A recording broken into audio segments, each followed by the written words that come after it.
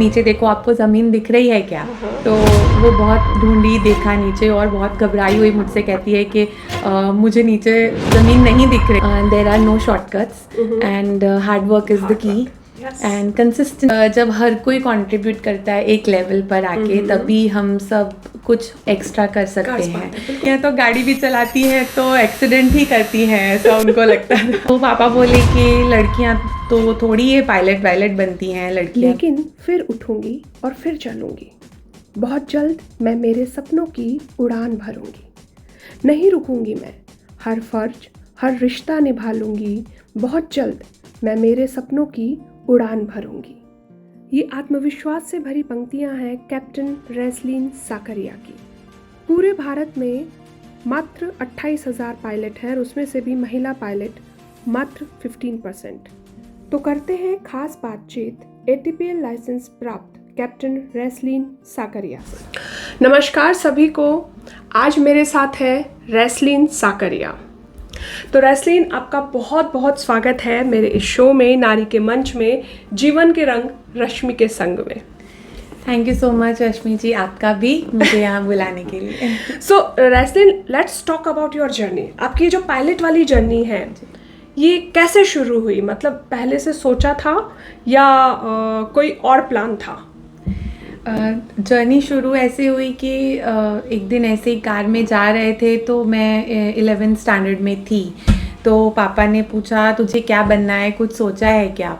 तो मम्मा ऐसे ही बोली बैठे बैठे कि जब तू नर्सरी क्लास में थी तो तेरी क्लास टीचर ने पूछा तुझे क्या बनना है, तो तूने बोला पायलट बनना है।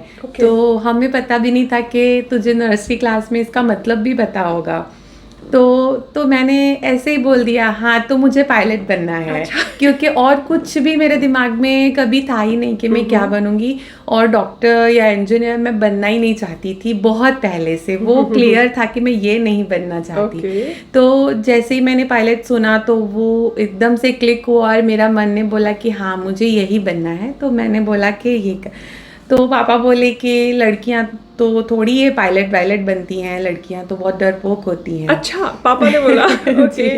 तो फिर मम्मा ने बोला कि ऐसे कैसे आप कह सकते हैं, लड़कियां बिल्कुल डरपोक नहीं होती हैं। तो पापा ने कहा कि ठीक है मैं थोड़ा पता करता हूँ, फिर मैं बताता हूँ कि कैसे करना है, बनना है या नहीं। तो पापा के एक नॉन में कोई ड्रोन पायलट थे। तो उन्होंने उनका कांटेक्ट ढूंढा और उनसे पूछा कि मेरी बेटी पायलट बनने के लिए बोल रही है तो बन सकती हैं क्या लड़कियां, क्योंकि मुझे लगता है बहुत डरपोक होती हैं, कैसे कर पाएगी?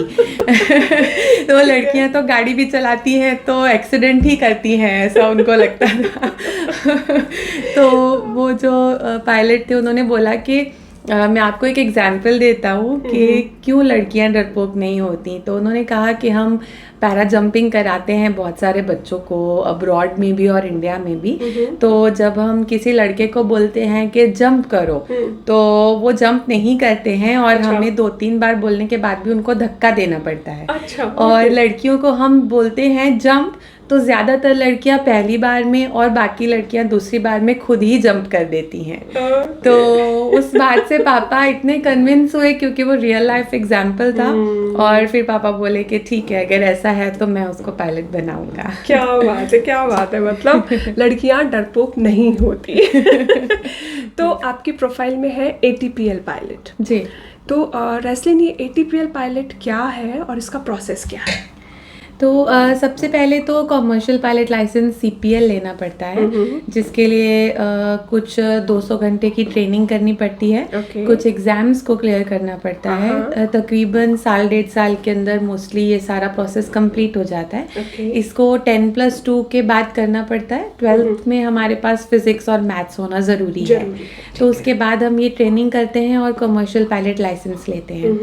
अभी इंडिया में तकरीबन 28,000 जितने पायलट्स हैं टोटल पायलट्स ही 28,000 के जी करीब है। जी बिल्कुल। जिसमें से जो उसके बाद नेक्स्ट लेवल आता है एयरलाइन ट्रांसपोर्ट पायलट लाइसेंस का। अच्छा। वो तकरीबन आधे ही हैं, लगभग आप कह सकते हो 14,000 के तकरीबन उनका नंबर रहेगा बस। और इस 28,000 में से फीमेल कितनी है?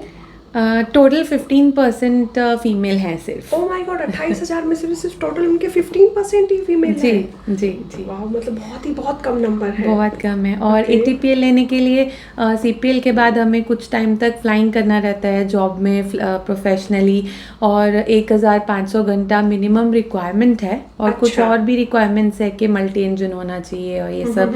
तो उसके बाद काफ़ी सारे एग्ज़ाम्स होते हैं जो नेक्स्ट Written लेवल। exams भी होते हैं। जी, रिटन भी होते हैं और Okay. ओरल भी होते हैं। Okay.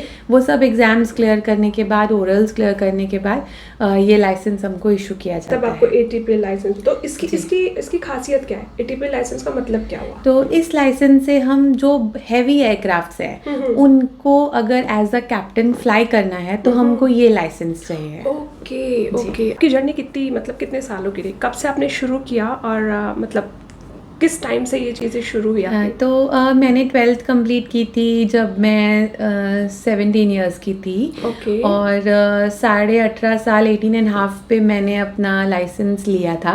वाह, 18 साल में आपका लाइसेंस जी। मतलब आ गया था। जी, मोस्टली बिल्कुल। मतलब हम कह सकते हैं 19 साल में। चलो जी। ठीक है, राइट। और लेकिन तब ऐसा हुआ था कि कंट्री रिसेशन से हिट हुई थी, तब पायलट्स के पास इतने जॉब्स थे नहीं। ओके। बट कौन सी ईयर की बात है ये? This is year 2009। 2009 आसपास, करेक्ट। हाँ, क्योंकि 2009 हाँ 7-8 में कुछ रिसेशन उस टाइम आया पे था। रिसेशन आया जी था, जी राइट। जी। हाँ।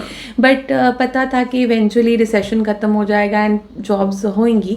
बट मैंने मेरे फादर से कहा कि मुझे घर पे तो नहीं बैठना है, कुछ ना कुछ सीखूंगी कहीं जाकर। तो मैंने साइड बाय साइड अपनी ग्रेजुएशन भी चालू रखी हुई थी। और मैंने एज अ ग्राउंड एग्जीक्यूटिव 10,000 की सैलरी में बैंगलोर डेक्कन एयरलाइन में अपनी जॉब स्टार्ट करी थी। मतलब आपने 2009 में शुरू किया था। जी। और आज आपके पास में ATPL लाइसेंस, मतलब इतनी आपकी जो बड़ी जर्नी है। जी। इसमें कई बार ऐसा हुआ होगा ना, रेसलिंग जैसे हम नॉर्मली आंधी तूफान के किसी भी तरीके के कोई भी वाकया होता है तो हम सबसे पहले डर जाते हैं। जी। और हम ज़मीन पे रह के इतने डर जाते हैं। और जब आप फ्लाइट्स में भी हम जब बैठे होते हैं और जब वहाँ पे भी ये साउंड आता है ना कि अपनी सुरक्षा पेटी बांध लीजिए और एयरक्राफ्ट थोड़ी सी प्रॉब्लम में है और थोड़ा हम हिल रहे हैं, तो हमारा दिल एकदम धड़कने लग जाता है। बट ऐसी सिचुएशन में एज ए पायलट आप कैसे उसको डील करते हो? तो ऐसी सिचुएशंस को हैंडल करने के लिए सबसे पहले तो हमें ट्रेन ही इस तरीके से किया जाता है। हमारे हर एक साल में एक बार ग्राउंड क्लासेस लिए जाते हैं। जब हम एग्ज़ाम्स एयरक्राफ्ट पे भी देते हैं तो उन पे भी टेस्ट की जाती है हमारी नॉलेज कि अगर इस टाइप का वेदर है तो उसको किस तरीके से बचना है, उसको कैसे असेस करना है। और हमको सिखाया जाता है कि आप कितनी भी ज़्यादा एक्सपीरियंस हो जाए आपका, आप नेचर को कभी भी लाइटली ना लें, अपनी नॉलेज को यूज़ करें, अच्छे से असेस करें कि किस तरीके का वेदर डेवलप होने वाला है आगे। तो ये सब चीज़ें हमको इक्विप करती हैं, हेल्प करती हैं अंडरस्टैंड करने के लिए। एग्जांपल बता सकते हो? ऐसी सिचुएशन आपने तो फेस की है, तो आपने कैसे उस टाइम पे हैंडल किया? जी, तो एक ऐसा था कि मैं नई कैप्टन रिलीज़ हुई थी और जो मेरे साथ को पायलट थी वो एक फ्रेश को पायलट थी। तो हम दोनों लड़कियां थी कॉकपिट में, और एक छोटी सी फ्लाइट थी ओवर द सी जो हमें करनी थी। और वेदर काफ़ी ख़राब था तो हमने अपना असेसमेंट किया। थोड़ा प्रेशर भी रहता है कि पैसेंजर्स हैं, उनका आगे फंक्शन है, प्रोग्राम है, उनको जाना है, थोड़ा रहता है। तो हमने समहाउ उस फ्लाइट को अंडरटेक किया। तो काफ़ी ख़राब वेदर था और स्ट्रेस भी बहुत हो रहा था मुझे। और जाते जाते मैंने मेरी को पायलट से पूछा कि नीचे देखो, आपको ज़मीन दिख रही है क्या? तो वो बहुत ढूंढी, देखा नीचे और बहुत घबराई हुई मुझसे कहती है कि मुझे नीचे ज़मीन नहीं दिख रही है। तो मैंने बोला दिखेगी भी कैसे, क्योंकि नीचे तो पानी है। और वो भी हंसी और मैं भी हंसी। तो वो मुझे बोली कि इतनी स्ट्रेसफुल सिचुएशन में आप हंस कैसे रहे हो, आप जोक कैसे कर रहे हो? तो मैंने उसको बोला कि मेरा स्ट्रेस बहुत बढ़ रहा था तो I needed some laughter, a joke, ताकि थोड़ा सा हमारा स्ट्रेस नीचे हो। फिर स्ट्रेस थोड़ा कम हो गया। बाकी हमेशा भगवान को तो याद करके जाते ही हैं और उनको याद किया और प्रे भी किया कि चलो ठीक ठाक से हम पहुंच जाएं। लेकिन एडवाइस यही है कि कभी भी वेदर थोड़ा भी ख़राब हो लगे तो नहीं रिस्क लेना चाहिए। अच्छा, तो एक बात बताओ, जब 15% ही अगर फीमेल है तो कभी ऐसे बॉयज़ के साथ ऐसा कंपटीशन टाइप हो, मतलब ऐसे फीलिंग आई कि उनको ऐसे फील हो रहा है कि नहीं ये कर रही है तो हम क्यों नहीं कर सकते? ऐसा भी कोई कोई इंसिडेंट? जी जी जी, बिल्कुल इसी फ्लाइट के बाद हुआ था। अच्छा। हम लोग लैंड करे और उसके बाद हमारे दो काफ़ी एक्सपीरियंस्ड पायलट्स की फ़्लाइट थी। तो मैंने लैंड करके उनको ये कहा कि आप ना ही जाएं तो अच्छा है, काफ़ी ख़राब है और हम बहुत मुश्किल से आए हैं। तो फिर बात ये हो गई कि अरे लड़कियां फ़्लाइट करके आ गई और हम नहीं कर पा रहे हैं। तो वो लोग ने टेक ऑफ तो किया, लेकिन वो लोग 10 मिनट में ही वापस आ गए। तो एक बात बताओ, इतनी बड़ी जर्नी में अगर मैं बोलूँ कि रेसलिन के प्राउड मोमेंट क्या थे? ओके, तो ऐसे तो विद गॉड्स ग्रेस बहुत सारे प्राउड मोमेंट थे and I really thank God and my family कि वो सारे मोमेंट्स मेरी लाइफ में आए। और शुरुआत तो ऐसे हुई जब मैंने पायलट की ट्रेनिंग करनी शुरू की। तो मैं हमारे 30 स्टूडेंट्स का बैच था। उसमें मैं एक ही लड़की थी और बाकी सब 29 लड़के थे। अच्छा। तो मेरे पेरेंट्स भी बहुत खुश होते थे इस बात से। तो ये बहुत मेरे लिए प्राउड था मोमेंट।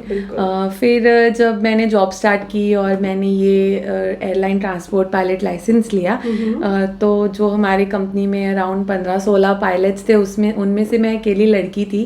और मैं अकेली ऐसी थी जिसको ये ATPL लाइसेंस मिला। तो काफ़ी प्राउड मोमेंट था मेरे पेरेंट्स के लिए। ऑल्दो मैं हमेशा बोलती हूँ कि व्हाटएवर हैपेंस वो भगवान की दया से ही होता है, but definitely it was one of the proud moments.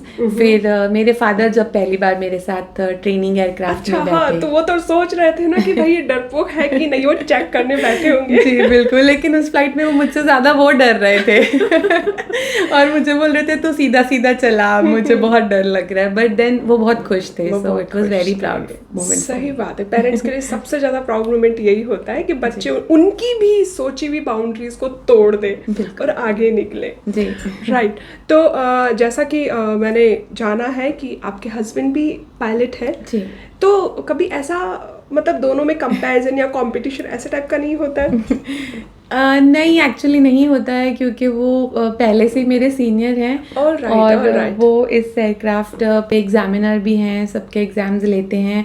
और मुझे हमेशा गाइड करते रहते हैं, रिस्क नहीं लेना, इस चीज़ को ऐसे करो, हमेशा बच के चलो, हमेशा पढ़ाई करके चलो। तो काफ़ी गाइडेंस रहती है, तो ऊपर नीचे कभी मतलब नहीं। आपके मेंटोर हो गए, बिल्कुल गाइड करते हैं, तो फिर सारी लाइफ इजी हो जाती, कंपटीशन नहीं बचता फिर लाइफ में। बिल्कुल नहीं। तो फैमिली की बात चल रही है, तो रेसलिन हम फीमेल मतलब जानी जाती हैं मल्टीटास्किंग के लिए, राइट?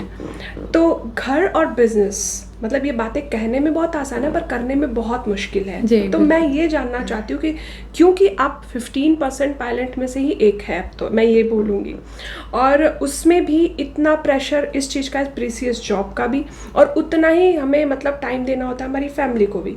तो रेसलिन कैसे संभालती है अपनी फैमिली को, अपने मतलब बिजनेस को, दोनों में कैसे बैलेंस करती है? जैसे कि आपने कहा कि डिफ़िकल्ट बहुत है, लेकिन एक जो फैमिली है उसका जो सपोर्ट है उसके बिना मुझे नहीं लगता ये पॉसिबल है। क्योंकि जब हर कोई कंट्रीब्यूट करता है एक लेवल पर आके, तभी हम सब कुछ एक्स्ट्रा कर सकते हैं। तो मेरे हस्बैंड का सबसे पहले जो सपोर्ट है वो बहुत ज़्यादा रहा है मुझे हमेशा से। फिर मेरी मदर इन लॉ का और मेरी अपनी मदर का। तो मेरी बेटी बहुत छोटी है।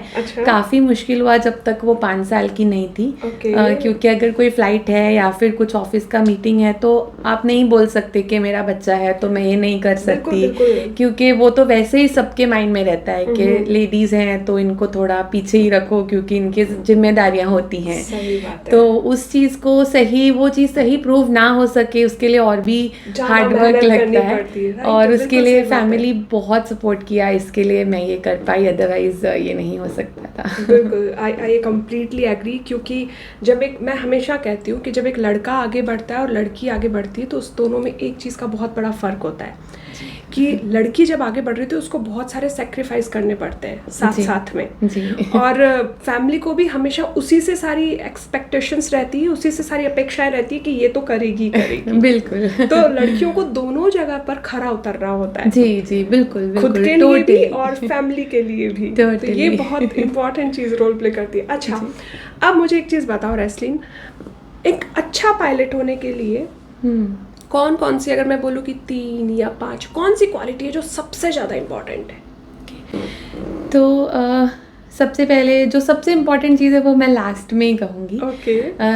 सबसे पहले कम्युनिकेशन, बातचीत करना, किसी दूसरे को अपनी बात समझाना, क्योंकि एविएशन में आप बहुत कम बात करते हैं, लेकिन आप जितना भी बात करते हैं वो बहुत क्लियर मैसेज होना चाहिए। अगर उसमें कोई भी डबल मीनिंग आ रहा है तो बहुत बड़ा नुकसान हो सकता है, एक्सीडेंट्स हो सकते हैं। तो जैसे बहुत सारे एक्सीडेंट्स होते हैं कि ATC ने पायलट को बोला कि 1000 सेट करो, या फिर उसने कुछ 2 सुन लिया या 1 सुन लिया, उसने वो नंबर सेट कर दिया, तो उससे बहुत बड़ा डिजास्टर हो सकता है। सो कम्युनिकेशन मतलब अपनी बात दूसरे से कहना, दूसरे की बात सही तरीके से समझना, वो बहुत इम्पॉर्टेंट है। क्लियर कम्युनिकेशन स्किल्स, और वो हम ट्रेनिंग के साथ सीखते हैं, डेवलप भी करते हैं। सेकेंडली है डिसीजन मेकिंग, क्योंकि रेगुलर डे टू डे तो चलता ही रहता है, लेकिन अगर किसी सिचुएशन में है, कुछ इमरजेंसी आ गई, तो उसमें हम अपने डिसीजंस कैसे लेते हैं। सबसे पहले उसके लिए डेली पढ़ाई होना, उसके लिए अपने आप को तैयार रखना हमेशा, और फिर क्विकली सोचना कि इसका सही क्या हो सकता है। तो डिसीजन मेकिंग बहुत ज़रूरी है। हाँ, सिचुएशन कभी भी ख़राब हो जाए तो वहाँ कौन सा डिसीजन लेना है और कौन सा नहीं लेना है। जी, तो वो बहुत इम्पॉर्टेंट है। एंड थर्ड, जो कि सबसे इम्पॉर्टेंट है कुछ भी करने के लिए, वो है perseverance, which is consistently working, hard working. तो जैसे डे टू डे भी हम अगर सेम सेक्टर भी कर रहे हैं तो हम उसके बारे में पढ़ते हैं कि आज मेरा इमरजेंसी होगा तो मुझे क्या करना है, वेदर कैसा है, ऑब्स्टिकल्स क्या है। रूटीन में भी आप उस चीज़ को पढ़ते हो, चाहे आप रोज उस रास्ते से गुजर रहे हो। जी, हम तैयारी करते हैं। हाँ, तो और ये तैयारी ही है जो हमें हेल्प करती है सिचुएशंस को हैंडल करने की। तो ये 3 चीज़ें हैं जो काफ़ी ज़रूरी हैं। Oh great. मतलब वाकई में ये तीनों चीज़ें जब आप प्रैक्टिस में करते हो, अपनी प्रोफेशनल लाइफ में करते हो, तो ऑफ कोर्स आपकी पर्सनल लाइफ में भी ऑटोमेटिकली आ जाती है। It's a huge responsibility actually, that is बिल्कुल सही बात है। पढ़ा है जहाँ तक कि पायलट वाली जो जॉब है वो पैसे बहुत मांगती है, मतलब उसमें काफ़ी ज़्यादा खर्चा है, तब जाके उसकी ट्रेनिंग और सारी चीज़ें मतलब होती हैं। तो मुझे ये जानना था कि अगर जैसे पायलट बनना चाहता है लेकिन उसके पास में इतने पैसे नहीं हैं जी, तो ये प्रोसेस फिर कैसे फिलअप होता है? क्योंकि बाद में तो ठीक है जॉब की अच्छी वो रहती है, पे वगैरह बहुत अच्छी रहती है, तो आप लोन वगैरह भी चुका लेते हो, लेकिन स्टार्टिंग आदमी कैसे करे? क्योंकि सबसे पहले मुझे लगता है शायद लोग वहीं डर जाते हैं कि नहीं इतना बड़ा खर्चा तो हम कैसे करेंगे जी। ये बहुत बड़ा क्वेश्चन मार्क आ जाता है शायद, मुझे लगता है इसीलिए हमारे देश में 28,000 ही पायलट्स हैं। तो इस चीज़ को आप कैसे देखते हो? तो मेरे हिसाब से डेफिनेटली एक्सपेंस है, लेकिन मैं ये भी कहूँगी कि डॉक्टर या इंजीनियर बनाने में भी काफ़ी एक्सपेंस है बिल्कुल है। लेकिन इसमें ऐसा है कि पायलट बनने के लिए गवर्नमेंट की बहुत सारी स्कीम्स हैं। Even for that matter Tata group है जैसे, उनकी भी स्कीम्स हैं। तो जो बच्चे स्कॉलरशिप के साथ इस चीज़ को करते हैं उनको ये खर्चा इतना ज़्यादा नहीं लगता, तो वो सारी हेल्प वो ले सकते हैं। प्लस बहुत यंग एज में प्रोफेशनल आप शुरू कर देते हो वर्किंग, तो 18 इयर्स या 20 इयर्स में अगर जॉब शुरू कर देते हो तो फिर वो लोन्स वगैरह भरने इजी हो जाते हैं, जहाँ के एज अ डॉक्टर और engineer you start earning at an age of 30 may be 28। So वो 10 साल का जो गैप है वो काफ़ी कवर हो जाता है इस प्रोफेशन में। ओके, तो अपॉर्चुनिटीज़ कितनी है इसमें? अपॉर्चुनिटीज़ काफ़ी हैं। एविएशन बहुत तेज़ी से ग्रो कर रहा है हमारे कंट्री में और बाकी सब कंट्रीज़ में भी। करेंटली हमारे कंट्री में हर साल तकरीबन 1000 से 1200 पायलट्स की रिक्वायरमेंट है, लेकिन इतने सारे प्रोड्यूस नहीं हो रहे। आई थिंक 500 to 600 कुछ लाइसेंसेस इशू हो रहे हैं। सो डेफिनेटली रिक्वायरमेंट भी बहुत है और स्कोप भी बहुत है। ऑलराइट, तो एज ए पायलट आप बच्चों को और पेरेंट्स को दोनों को क्या सजेशन देना चाहेंगे? पेरेंट्स को तो मैं यही सजेस्ट करना चाहूँगी कि ये जो प्रोफेशन है ये बहुत अच्छा है, बहुत प्रॉमिसिंग है, बहुत यूनिक है और वाइट कॉलर होने के साथ साथ बहुत रिस्पॉन्सिबिलिटी वाला भी है। तो अगर बच्चे इसमें जाना चाहते हैं तो बहुत ही अच्छी बात है और कुछ डरने जैसा नहीं है, क्योंकि रिस्क तो लाइफ की हर छोटी चीज़ में है। और देखा जाए तो जो रोड ट्रांसपोर्ट है उससे ज़्यादा सेफ एयर ट्रांसपोर्ट है एज अच्छा। पर डेटा। ओके। तो कुछ भी डरने की ज़रूरत नहीं है या पैसे ज़्यादा लगेंगे वो सब सोचने की ज़रूरत नहीं है, और ज़रूर से अपने बच्चों को पायलट्स बनाइए। एंड बच्चों के लिए तो यही है कि पायलट बनना हो या लाइफ में कुछ भी बनना हो, there are no shortcuts and hard work is the key and consistent work is the key. तो आप जो भी बनना चाहें, nothing can stop you if you have put your mind to it. और अगर आपने सोच लिया कि ये करना है और इसको इतने घंटे दिन में डेडिकेट करना है, तो आपके लिए कुछ भी अनअचीवेबल नहीं है। राइट, बिल्कुल सही। बहुत अच्छी बात कही आपने कि मैं इन लाइनों को इस तरीके से कहूँगी कि हर मुश्किल तुझसे हारेगी, थोड़ा खुद पर विश्वास तो कर, तेरी है ज़मीं तेरा अंबर, तू कदम बढ़ा आगाज़ तो कर। तो थैंक यू सो मच रेसलिन, इतनी प्यारी बातें बताने के लिए। और सबसे इम्पॉर्टेंट, ये जॉब एक ऐसी है जिसे सब लोग देखते तो हैं लेकिन कोई से अप्रोच करना नहीं चाहता। तो मुझे लगता है शायद हमारी इन बातों से दर्शकों को भी ये चीज़ पता चल रही होगी कि तारा जो आसमान में दिख रहा है आप उसे तोड़ भी सकते हो, ऐसा नहीं है कि वो आपके अप्रोच के बाहर है।